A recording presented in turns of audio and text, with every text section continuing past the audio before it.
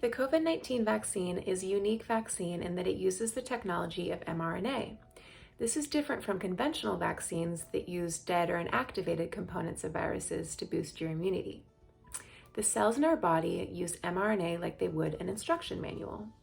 In the COVID-19 vaccine, the mRNA holds the instructions to make spike proteins. These spike proteins are exact replicas of the spike proteins found on the outside of the COVID-19 virus. On their own, these spike proteins are completely harmless, but the body still recognizes them as foreign. So it'll do two things.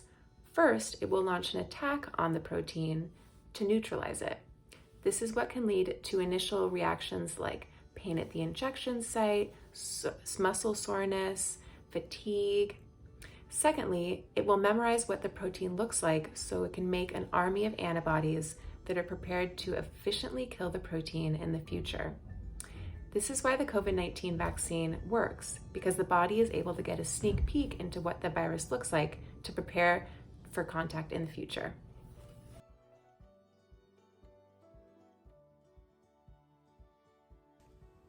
Yes, the COVID-19 vaccines are safe.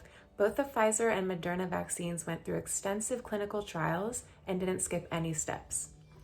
The process was sped up largely due to increased financial aid from the government and from private sources. Also, scientists had already been studying mRNA technology, and mRNA is a lot easier to manufacture than dead or inactivated particles of viruses.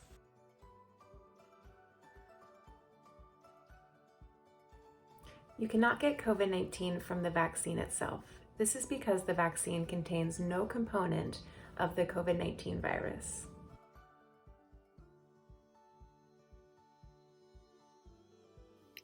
The federal government does not require individuals to get vaccinated for COVID-19.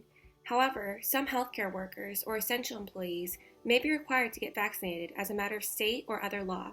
Check with your employer to see if they have any rules that apply to you.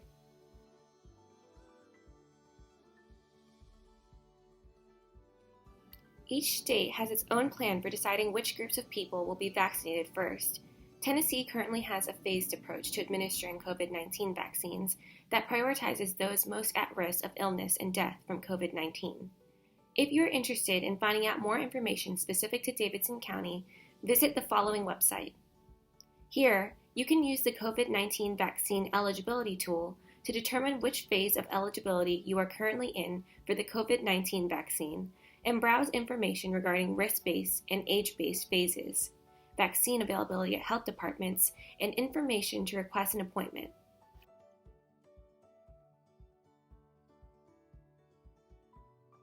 This is a great question. The vaccine is paid for by U.S. taxpayers.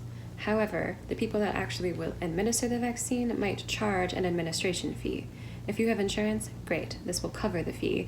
But if you don't have insurance, then the fee will be paid for by the Health Resources and Services Administration's Provider Relief Fund. So if you qualify for a vaccine and you opt to get one, then you will receive one regardless of your insurance status or ability to pay the fee.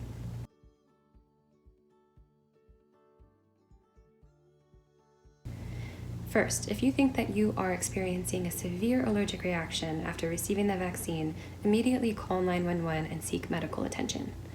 From there, you can report any bad side effects or bad reactions to either vSafe or to the Vaccine Adverse Events Reporting System. vSafe is a smartphone app that you can download that uses texts and surveys from the CDC to check in with people after they receive the vaccine. And it can also be used to set up follow-up calls with anyone that does experience any bad side effects. The Vaccine Adverse Events Reporting System, or VAERS, is the national system that collects reports of bad physical reactions to the vaccine from the public. They also gather these reports from healthcare providers and those that actually make the vaccine. Then they use these reports to determine whether or not they need to do more studies into the safety of the vaccine and to change safety guidelines. And do note that if you see a healthcare provider about bad side effects to the vaccine, the healthcare provider might be required to report those effects to VAERS on your behalf.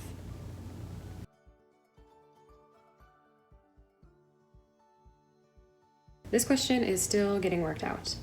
The vaccine has proven to be amazing at reducing rates of hospitalizations and extreme illness and death, but some studies have shown that some people might still get sick and transmit the virus after being vaccinated. So for now, it is still recommended that you continue to socially distance, to wear face masks, and to wash your hands frequently, even after you receive the vaccine.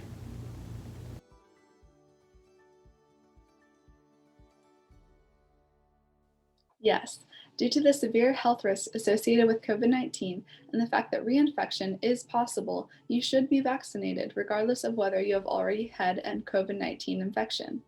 If you were treated for COVID-19 symptoms with monoclonal antibodies or convalescent plasma, you should wait 90 days before getting a COVID-19 vaccine. Talk to your doctor if you are unsure what treatments you received or if you have more questions about getting a COVID-19 vaccine. Experts do not yet know how long someone is protected from getting sick again after recovering from COVID-19. The immunity someone gains from having an infection is called natural immunity and varies from person to person. It is rare for someone who has had COVID-19 to get infected again.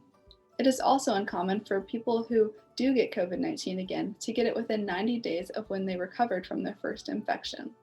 We won't know how long the immunity produced by a vaccination lasts until we have more data on how well the vaccines work.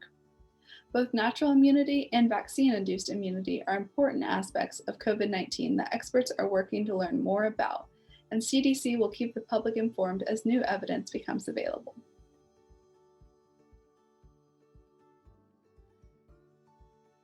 Leading scientists believe that it is possible that the virus could continue to mutate so long as the virus continues to circulate at high levels. It is currently unknown how long the immunity from the vaccine will last. The good news is that mRNA vaccines, like the ones created by Pfizer and Moderna, are fairly easy to adjust to a new target should the virus continue to mutate. But to summarize, at this point it is too early to say. Thank you, Fall Hamilton, for watching and listening to our video. Here are some local resources you can access to stay informed about the status of the coronavirus. Thank you, and be well.